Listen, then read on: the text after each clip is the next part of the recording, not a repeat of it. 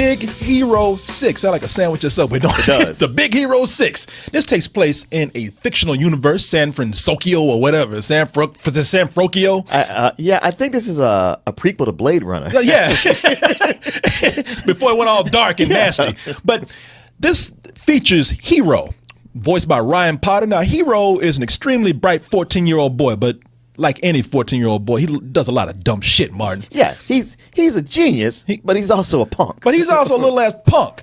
Illegal robot fighting for money. I mean, little ass ain't even 15 years old. Yeah, he's out there gambling in alleys. Mm-hmm. There is hope for Hero. His big brother, Tadashi, voiced by Daniel Henney, he manages to divert his attention into something more constructive, like his robotics class in college. Yeah. Tadashi has done the trick. Oh, but there's a tragic accident and Hero's thrown into a funk. But it's not until Tadashi's invention, a big inflatable robot, starts to form a bond with Hero, and together they team up with Tadashi's classmates and they form a superpowered group, and they're going to go out there and fight a villain who wants the secret of Hero's latest adventure, Martin. Wow, that is one convoluted setup right there. Did y'all get all that? There's going to be a pop quiz at the end of this review right here. You saying, how do they manage to pull all that off? Well, they don't, to be honest with you.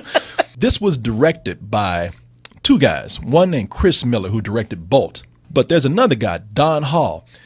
And Don Hall directed one of my favorite, one of the most underrated Disney films out there, 2011's Winnie the Pooh. Oh, yeah. Now, I know y'all... I know. Y'all are going like, you guys... We're not joking. We're not joking, man. Was one of the best movies of that year. It's a really underrated movie. I know you're looking at me, Coy, your grown ass up talking about Winnie the Pooh. No, it's really good. No, it's an amazing film. And the reason why I was kind of worried about this movie is because Winnie the Pooh, as you would expect, the beauty of that movie is that it is very simple. This movie is a little more complicated. Sure. Yeah, it's extremely convoluted, getting all that. But when you set that much stuff up, you get that big of a structure. You're like, man, I can't wait till they pull the veil off of this and I get to see the whole thing. And to get to the end of it, it's like, oh, well, that's all this really was? And this is sort of Marvel Jr. This is their version of the Avengers. Yeah. And once you really look at it, because it looks like it's an anime film, but once you really look at it, it's a superhero movie. Right. It's a superhero origin film. And I admire that Marvel's attempting to do this, and I like the things they did right with this movie, because I'm going to tell you something. I don't mind some Disney fairy tales. While I admired Frozen, I said, okay, y'all know y'all got that money right there. Y'all know y'all safe with this. And it was hard for me to really get into that. I love Frozen. Okay, because when you say it like that, you make it sound like with Frozen, they ain't really try. They're like, oh, we just throw some things up there we know make money and we don't care. And they put work into Frozen. Frozen works. Man, look at him, boy. He's ready to defend Frozen. I'm saying, Frozen starts out where you go like, all right, here we go for the princesses. And the longer it goes on, you're like, you know what? This is actually really funny. And it's smart, and I'm having a good time, and I'm digging these songs. Hey, Martin, let it go. Let it go. Let it go. See, I like it too. I'll sing that shit all day. Don't you say nothing bad about Frozen. That's my heart right there. Hell, I'll throw on a blonde wig and a dress and dance to that shit all day long. But I'm telling you, my boy side wants some boy shit, okay? And with this, a lot of this movie, they got it right. They did. The movie opens up really cool. It opens up with Hero doing that robot fight in the alley, and it's a badass fight. Oh, shit. Oh, Mr. Bones, what you... See, Mr. Bones likes Frozen, too. He slowly start creeping over towards you like... Going your ass. Oh, shit. He was like, stop singing shit. He said, now's my chance. Yeah, look at him back there. No, he did wrong, too. Look at him. Fuck you, man. Shut up. Yeah. But, damn, where was I before I was so rudely interrupted? That was no joke, people. That shit really fell on me. It scared the shit out of me. I was like, damn, he finally came alive. No, the cool factor in here is very cool. And the stuff that they did for boys in this day and age, it also works for girls. I mean, they got the kick-ass female characters in here. Right. And the robots are cool. The whole anime theme is cool. The environment that they create for this fictional city is pretty amazing. And you have a whole boy and his robot story, which, it's one of those old stories that always works. They managed to make this robot look cool. and his name is Baymax. And Baymax, okay, you saw him in his armor right there. Now, look at Baymax without the armor. Yeah. And I like the way Tadashi said, yeah, I got this big-ass inflatable vinyl robot. And I'm saying, fool, now you know there's some latex condoms you didn't use. You know, your big nerdy ass. You know, that robot ain't nothing but a bunch of condoms blown up together. Well, it is funny how his older brother, Tadashi, is that his name? Tadashi, yeah. He makes him as a medical robot that can diagnose you and be a caregiver. Yeah. But yeah. what? 6-9 months before that's turned into a sex robot? You know that's what he was working on. Yeah, the implants fell to the waist. but for a giant condom, Baymax is not bad. And I will say that that for this character right here, it is one of Disney's most inspired characters. Oh, yeah. Because the thing about Baymax is that Baymax has a limited range of emotions. And Baymax has limited language too. And if you look at Baymax, really, you know, when he's not dressed in his armor and everything, he doesn't even have any expressions on his face. It's just two dots in a line. And yet, through body language, he's able to carry so much. It's a very creative scene in here where Baymax's batteries get low. Yeah. And and they do that thing where Hero, who just sneaked out the house or snuck out the house a little while ago, has to sneak back in with his drunk friend. With his drunk friend. And y'all motherfucking shit. Yeah. Don't you assist me, motherfucker. It's my house too, bitch. You can get the fuck out of here. Shh, we jumped out the window. Oh, your breath, dude. Got around that gas. I got this. Hey! How many nights have I been your Baymax? And you been Hero? Many. Too many. Hey, my shit. Just pick me up, man. Pick me up. Shit, I don't want it. But that fine ass ain't of yours. Been trying to fuck that bitch for 2 days now. But no.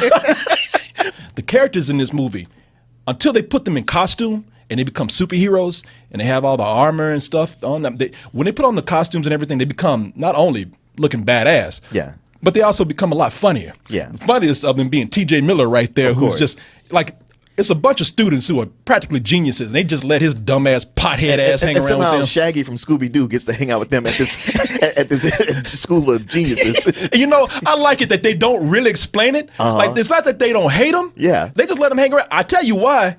He's their weed supplier. Pretty much. That third act, they just don't know what to do, man. They really don't. And when they don't know what to do, they just do what everybody else has done. And without adding anything new or even all that creative to it. This is one that I've liked less as I've been away from it. It starts out as a pretty emotional story. But then once they get into superheroics, They just blow up a bunch of stuff. yeah. That's all they do. They go high, it's a building, or they fly up high, or they're on a tower or something. There's an explosion, and they got to catch somebody from falling. And I got to take away points for this being an animated movie, because it's funny how in an animated movie like this, I got to question physics to the point I say, you know what, even for a cartoon, that's stupid. That's not possible. Especially when you're dealing with a bunch of scientists. This is all about science. Yeah, it's all about science, yeah. I can be forgiven of that if I decide to be. But it's hard to be when you got a mystery because you got this mystery villain. Yeah. So it's like a big, who is it? The villain is revealed, and it's something that's so off screen that there's no way you could have guessed it because they told you nothing about any of that before. See, and right when this dude walked on, I said, look, man, I've been in this superhero game for a while. I know what you're doing. Right. But when they reveal the why, that's a whole other movie. And that was a whole other movie brought in by the time this movie's done. Yeah. So they had to speed that shit up in order to get through it. And so it has no emotional impact. For kids who don't, and for a lot of adults who don't see these movies as much as we do, I don't think it's going to be that big of a deal. It's not going to be that big of a deal at all. But I do have to take off points for that third act being rushed, whether you've seen enough movies to predict what's happening or not. I just don't think that they put the time into it that they put into the rest of the film. I'm going to give this a very high matinee. Very high matinee. You made the mistake of being so good in your first two acts that it really showed the flaws and how bad some parts of that third act was. I couldn't agree with you more. I might even go just a regular matinee because it just really took the air out of me like Baymax there because I was digging the first two acts so much. Yeah. And it was doing, even though it was treading familiar ground, it was still doing some interesting things, and it's way better than the comic book. The comic book is pretty, like, it's a throwaway idea. Honestly, by the end, it felt like this is a pilot for a TV series. Yeah, it sure did. It felt like something that Disney is prepping up for probably a 2D show. Like a Saturday morning show. Or for Disney XD or something. Yeah. You know, their boy look at you like, yeah, I don't buy this shit. I know.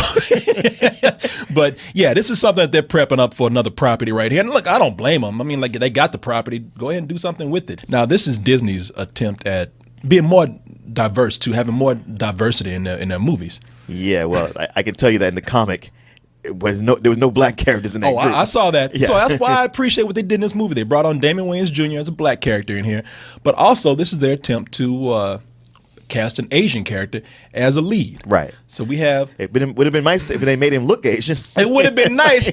That boy got eyes bigger than white people. Yeah. That boy looked like Jake Gyllenhaal Jr. Look at that shit. Oh, wow. Tell me that ain't the same thing right there. Oh, you're so right. And I know y'all was scared. It's like y'all were trying to wonder, like, what's the right ground between being respectful and racist? Yeah. So y'all just said, fuck it, we just gonna give them big ass Disney eyes right there. Just because y'all took a white kid right there and put an emo wig on him, don't mean that he's Asian. Y'all ain't fooling nobody with that. No. Look at him. He's like, yeah, I know. I don't believe I passed either. It was throwing me off because his older brother, he does look Asian. Yeah. So the two of them together, I'm like, they got different dads or what's But going his on? brother wasn't no main character. You know? Exactly. So they said, hell, we got to have them white eyes on this boy right here. Look at him, knows. He's like, yeah, I'm really a blind kid under here. Y'all took a little white boy and put a wig on him and some mascara and tried to say. And also, I know what's under that wig right there. I know y'all got some scotch tape up there doing his eyes like this, trying to make his eyes look kind of arm. I ain't buying that. Y'all just made his eyes bigger. Yeah, I know.